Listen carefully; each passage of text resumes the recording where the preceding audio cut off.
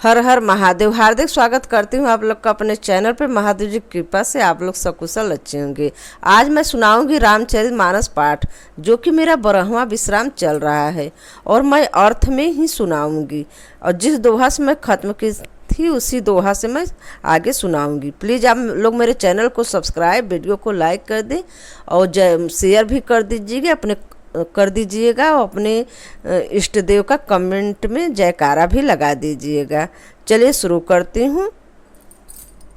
नगाड़े बजाकर और परम सुख प्राप्त कर अपने अपने लोकों को चले हुए एक दूसरे को श्री राम जी का यश कहते जाते और हृदय में प्रेम समाता नहीं है।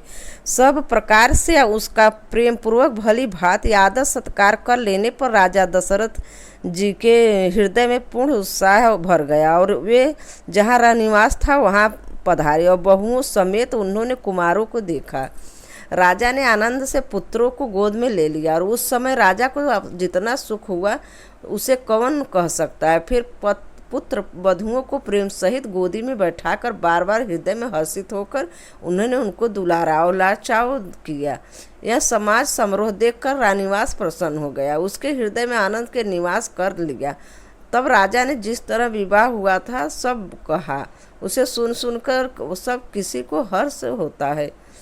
सब लोग को सुन सुनकर बहुत हर्ष हुआ। राजा जनक के गुणशील महत्व प्रीति को रीति और सुहावनी संपत्ति वर्णन राजा ने भाट की तरह बहुत प्रकार से किया।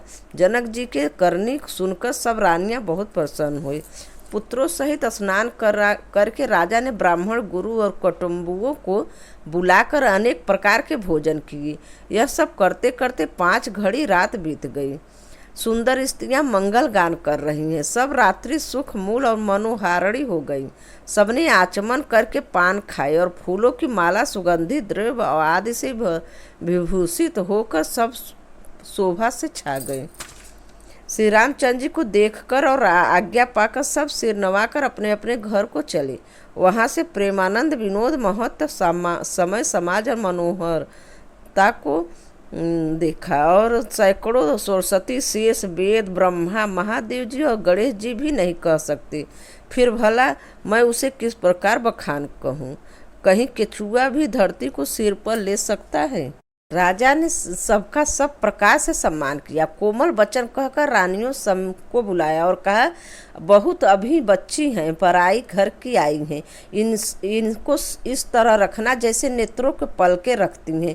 जैसे पलके नेत्रों के सब प्रकार रक्षा करती हैं, उन्हें सुख पहुँचाती, वैसे भी इनको सुख पहुँचाना। लड़के थके हुए हैं, बस नींद के बस हो रहे हैं, इन्हें ले जाकर शयन कराओ। ऐसा कहकर राजा ने श्री रामचंद्र जी के चरणों में मन लगाकर विश्राम भवन चले गए। राजा के स्वभाव से ही सुंदर वचन सुनकर रानियों ने मड़ियों से जड़े स्वर्ण के पलंग बिछवाए और गद्दों पर गौ के दूध के फेन के समान सुंदर और कोमल अनेकों सफ़ेद चादरें बिछाई। सुंदर तकियों का वर्णन नहीं किया जा सकता। मड़ियों के मंदिर में फूलों की मालाएं और सुगंध द्रव्य सजी हैं। सुंदर रत्नों को दीपकों और सुंदर चौक को शोभा करते नहीं बनती थी। जिन्हें उन्हें देखा वही जान सकता है। इस प्रकार सुंदर सया सजा कर माताओं ने श्री रामचंद्र जी को उठाया, प्रेम सहित पलंग पर पढ़ाया। श्री राम जी ने बार बार भाइयों को आज्ञा दी, तब वे अपनी अपनी सया पर सो गए। श्री राम जी के सांवले सुंदर अंगों को देखकर सब माताएं प्रेम सहित वचन कह रही हैं। हे तात, मार्ग में जाते हुए तुमने बड़ी भयावनी ताड़का राक्षसी को किस प्रकार मारा? सब बड़े भयानक राक्षस जो विकट योद्धा थे और जो युद्ध में किसी को कुछ नहीं गिनते थे, उन दुष्ट मारीच और बाहु को सहायक को सहित तुमने कैसे मारा? हे तात, मैं बलैया लेती हूँ। मुनि की कृपा से ही ईश्वर ने तुम्हारी बहुत सी बलाओं को टाल दिया। दोनों भाइयों ने यज्ञ की रखवाली करके गुरुजी प्रसाद से सब विद्याएं पाई। चरणों के धूले लगते ही मुनि पत्नी अहिल्या तर गई और विश्वभर में यह कीर्ति पूर्ण रीत व्याप्त हो गई कि कच्छप की पीठ ब्रज पर्वत से भी कठोर शिव जी के धनुष को राजाओं के सामने तुमने तोड़ दिया। विजय के यश और जानकी को पाया और सब भाइयों को ब्याह कर घर आए। तुम्हारे सभी कर्म अनुमसी है, मनुष्य की शक्ति के बाहर है, जिन्हें केवल विश्वामित्र जी की कृपा ने सुधारा है, संपन्न किया है। हे तात, तुम्हारा चंद्रमुख देखकर आज हमारा जगत में जन्म लेना सफल हुआ है। तुमको बिना देखे जो दिन बीते उनको ब्रह्मा गिनती में न लावे, हमारी आयु में शामिल न करे। विनय भर उत्तम कहकर श्री रामचंद्र जी ने जब माताओं को संतुष्ट किया, फिर शिव जी ने गुरु और ब्रह्मा के चरणों का स्मरण कर नेत्रों को नींद के बस किया, अर्थात वे सो रहे हैं गए। और नींद में भी उन्होंने अत्यंत सलोना मुखड़ा देख सोह रहा था, मानो संध्या के समय लाल कमल सोह रहा हो। स्त्रियां घर घर जागरण कर रही हैं, आपस में एक दूसरे के मंगलमयी गालियां दे रही हैं। रानियां कहती हैं कि हे सजनी, देखो आज रात्रि कैसी शोभा है, जिसमें अयोध्या पूरी विशेष शोभित हो रही है। यह कहती हुई सासुएं सुंदर बहुओं को लेकर सो गई, मानो सर्पों ने अपने सिर को मड़ियों को हृदय में छिपा लिया हो। प्रातःकाल पवित्र ब्रह्म मुहूर्त में प्रभु जागे, मुर्गे सुंदर बोलने लगे, भाट माघ धानों में गुड़ों का खान किया और नगर के लोग द्वार पर जोहार करने आए। ब्राह्मणों, देवताओं, गुरु, पिता, माताओं को वंदना करके आशीर्वाद पाकर सब भाई प्रसन्न हुए। माताओं ने आदर के साथ उनको मुखों को देखा, फिर राजा के साथ दरवाजे से बाहर पधारे। स्वभाव से पवित्र चारों भाइयों सब शौचादि निर्मित होकर पवित्र शरीर में नदी में स्नान किया और प्रातः क्रिया, संध्या, वंदना आदि करके वे पिता के पास आए।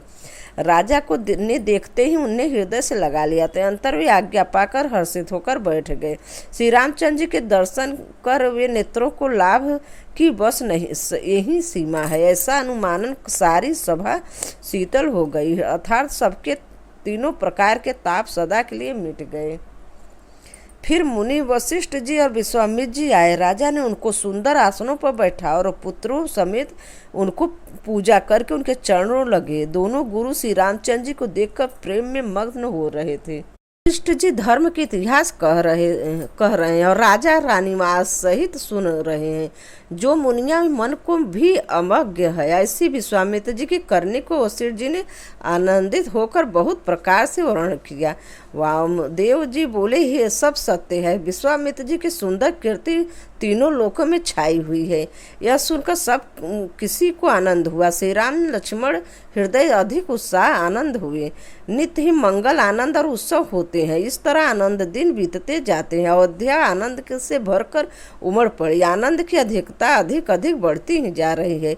अच्छा दिन, शुभ मुहूर्त शोध कर सुंदर कड़ंक खोले और मंगल, आनंद और विनोद कुछ कम नहीं हुए, अर्थात बहुत हुए। इस प्रकार नित्य नए सुख को देखकर देवता सिहाते और अयोध्या में जन्म पाने के लिए ब्रह्मा जी से याचना करते हैं। विश्वामित्र जी ने नित्य ही चलना अपने आश्रम में जाना चाहते हैं, पर रामचंद्र जी किसने से विनय बस रह गए जाते।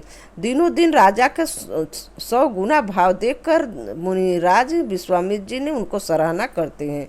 अंत में जब विश्वामित्र जी विदा मांगे तब राजा प्रेम मग्न हो गए और पुत्रों सहित आगे बढ़े हो गए। वे बोले, हे नाथ, यह सारी संपदा आपकी है, मैं स्त्री पुत्रों सहित आपका सेवक हूँ। हे मुनि, लड़कों को पर सदा स्नेह करते रहिएगा और मुझे भी दर्शन देते रहिएगा। ऐसा कहकर पुत्रों और रानी सहित राजा दशरथ जी विश्वामित्र जी के चरणों में गिर पड़े। प्रेम विहल हो जाने के कारण उनके मुंह से बात नहीं निकलती। ब्राह्मण विश्वामित्र जी ने बहुत प्रकार से आशीर्वाद दिया और चल पड़े। प्रीत की रीत कहीं नहीं जाती। सब भाइयों के साथ लेकर श्री राम जी प्रेम के साथ उन्हें वहां पहुंचाकर आज्ञा से पाकर लौटे। गोधुल कुल के चंद्रमा विश्वामित्र जी बड़े हर्ष के साथ श्री राम जी के रूप को, राजा दशरथ जी की भक्ति, चारों भाइयों के विवाह, सबके उत्साह आनंद को मन ही मन में सराहते जाते। वामदेव जी और रघुकुल के गुरु ज्ञानी वशिष्ठ जी ने फिर विश्वामित्र जी की कथा बखान कर कही। मुनि के सौंदर्य से सुनकर राजा मन ही मन अपने पुंडों को प्रभुभाव का बखान करने लगे।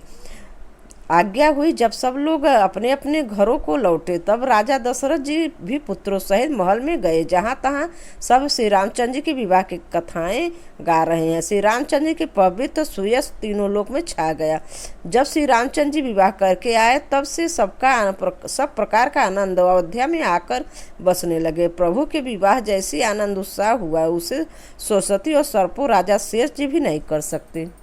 श्री सीता जी राम जी के यश को, कवि कुल के जीवन को पवित्र करने वाला और मंगलों को खान जानकर इससे मैंने अपनी वाणी को पवित्र करने के लिए कुछ थोड़ा सा खान कर कहा है।